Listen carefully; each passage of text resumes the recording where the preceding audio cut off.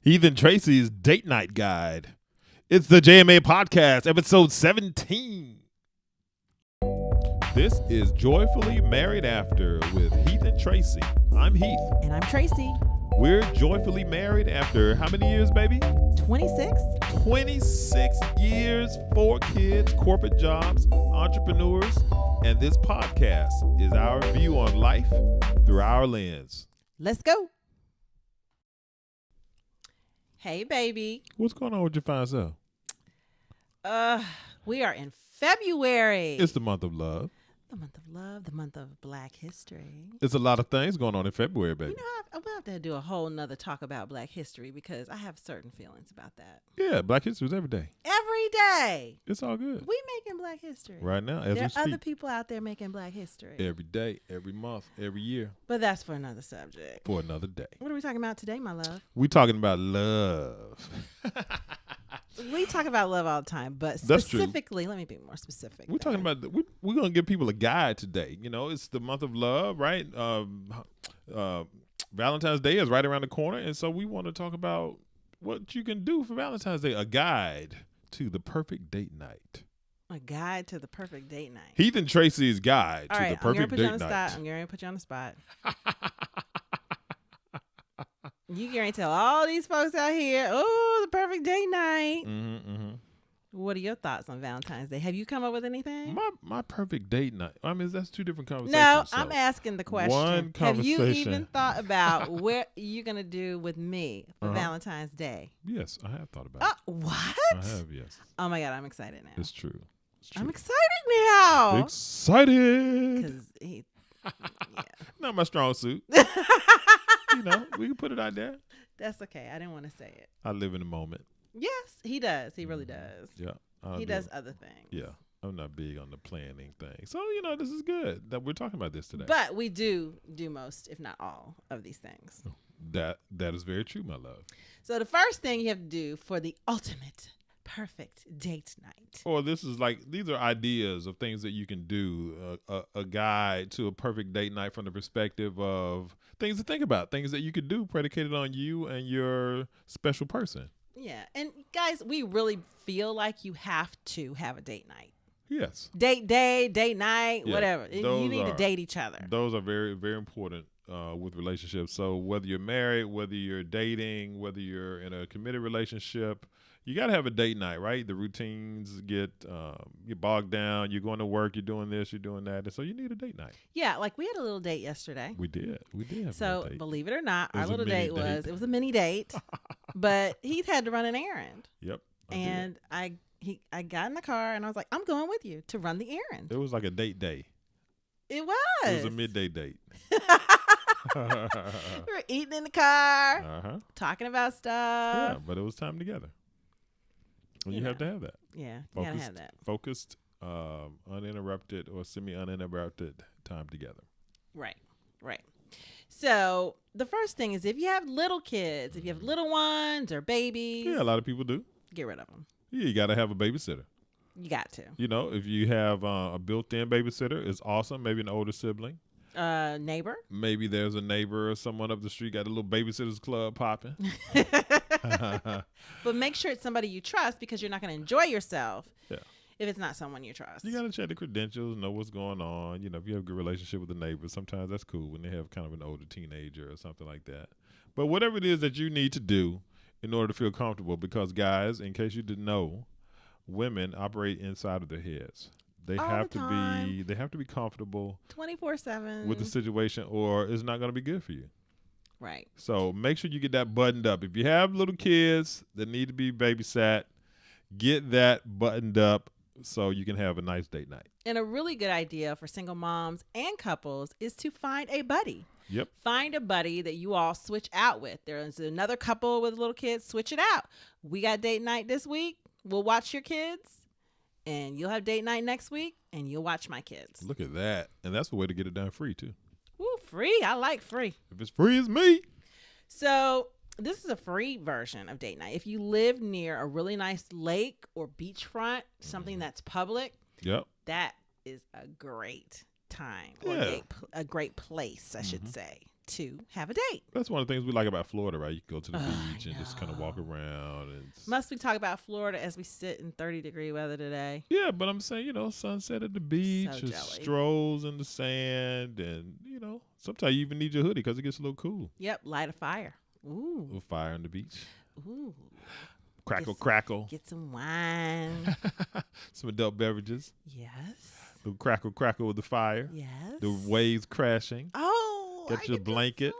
Maybe a little picnic basket. It doesn't cost anything. And it's, hey, it's the beach and Costco, man. You can do wonders. I know. The beach in Costco. I love Costco. Oh, am I shouting out? Oh, I shouldn't be shouting out. Oh, well, it's all good. We shop at Costco. Yes, it's all good. Okay. It's all good. So I like those, baby. How about anywhere together that we can have a quiet meal? Yeah, whether it's spaghetti dinner, whether it's hot dogs. Just the two of us engaged in conversation and some eye gauge. I think it's very cool when you have those kind of dimly lit places. You like right? that? Off in the corner. You get the little candle flickering. Those are really cool. Turn off the TV if you're home. Mm-hmm. If home is the only place you can do this right now, turn the TV off. Yep. Turn some really nice music on. Heath and I have a playlist called Love. Uh-oh. Maybe we'll share that. You with can't you. be sharing all good stuff. I can share our love playlist. And just turn on, and that's another good idea is to make one. Make a love playlist. Yeah. Yeah. I think I made our love playlist when you were like out of town one time or something. I was just laying in the bed and I was just like, and all these songs. I was like, oh my God, I need to save all these songs. Yeah. So just put them on a playlist. So our love playlist. So a good way to have a date, a mini date or an inexpensive date is to eat a cool meal, a regular meal with one another. Yep. With some nice music without the television. Yep. In a dimly lit area of your house. Boom. Date night. Date night. Mm-hmm. Right there at the crib. And then another one, which someone may be doing tomorrow. Just bring some pizza. Pizza. Just bring the pizza through. Beer. Soda. Water. Wine. No, you got to do fun stuff. Like, maybe I think of that as like an indulgence kind of date. It could be fizzy water. Okay. It could be flavored fizzy water. Fancy. Oh my God. Fancy. Could be the Perrier. Yeah, jeans, cutoffs, pajamas, and you sit on your deck or you sit outside or something like that. Just hang out with each other in a setting that maybe reminds you of when you had absolutely no money. Or maybe you still don't have any. But it's all good. Because you're on date night. Because you're on date night and you're with one another and you're just chilling. So something Heath and I do, we have an area in our house. Like a vegging night. Yeah, but not the next one. I'm talking about the next one, baby. I'm sorry. Am I getting ahead of you?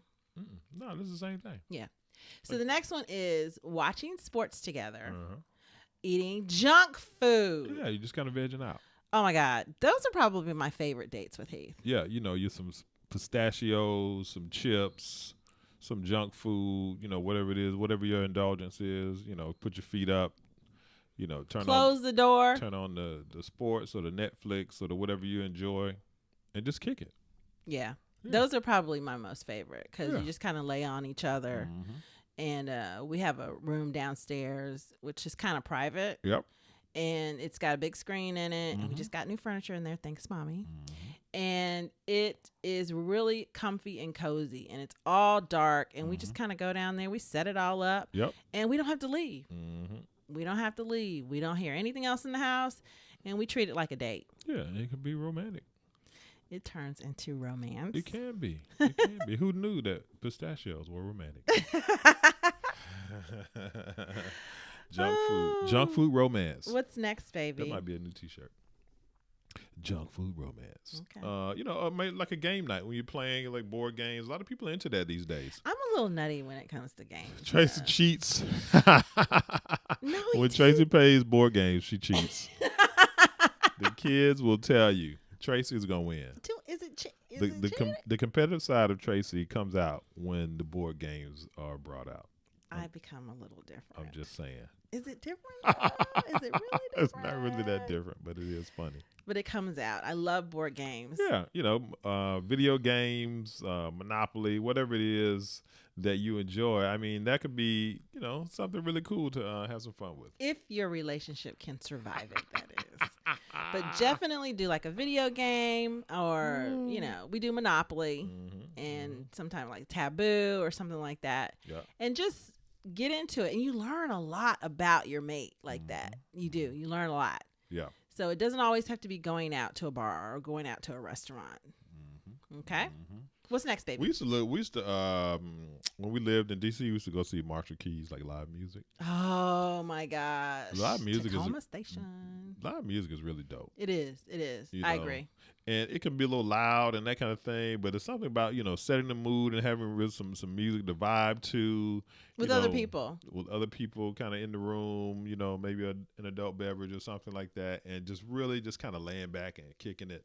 A Sade concert or some jazz, or maybe, even some orchestra or something where it's you just chilling. Yeah, and try that. Try symphonies. In town, your town probably has a symphony orchestra. Probably so. And Heath and I are probably a little bit biased about this because we have a child that plays a classical instrument. We do.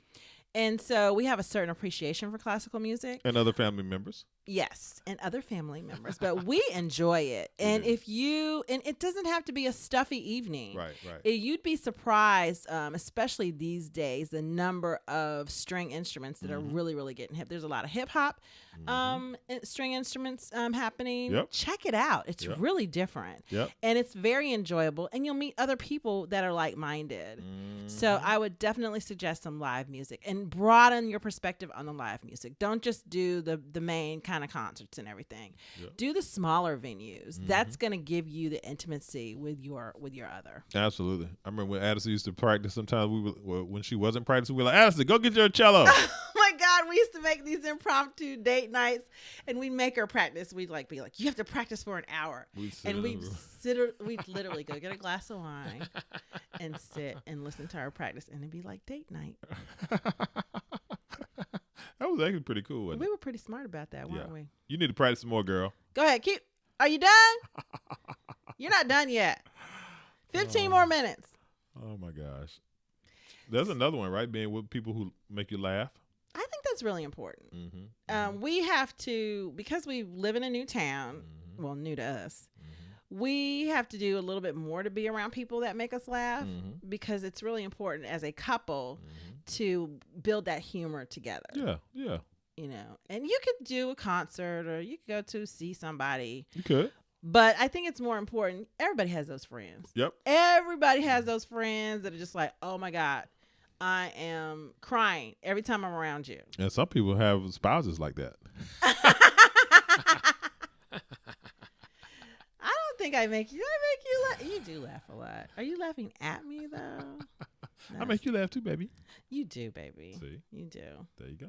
Being with someone who makes you laugh is always a great date night. That's good. If someone makes you laugh, you need to put them on the list. Yeah. And we've said adult beverages several times. Wine, a night with wine. And we don't drink a lot. Just for the record, we're not like heavy drinkers. But an occasional night with some wine and just kicking back and just talking is a really cool date night. Yeah, we have our moments though we go hard. Go hard to go home. Yeah, but it usually has to do with worldly aspects of our lives. Wine, no whining. For me, any night with you, baby, is an awesome date night. So we can be doing anything, be anywhere, at any time.